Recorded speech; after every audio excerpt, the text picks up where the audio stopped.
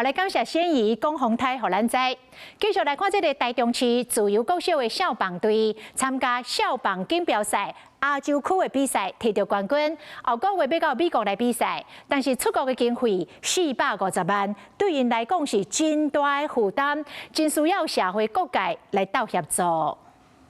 台中市自由国小少棒队的选手，拢为着7月份美国的比赛来打拼。不过，伊算唔知影，教练甲校长等来为旅费操还。他可以补助的经费，其实我们还没有办法确定哈，所以我们现在缺额大概是有450万。真前因捌摕过世界赛亚洲区的冠军，囡仔人拢真欢喜。不过，这条钱对大部分选手的背景来讲，负担拢真重。第一次出国，然后还可以认识 很多外国人，那个辛苦一点才可以拿到好成绩。每个国家都是派出很好的球队，很好的球员出来。那国际赛的话，它的压力一定会更大。对球员来讲的话，这是一个很好让他们学习压力还有球技成长的一个场地。校方表示，要去美国的球队大约是22个人，按算点写20外天，平均一个人就需要18万。学校除了继续争取补助款，嘛希望社会各界会当做回来支援。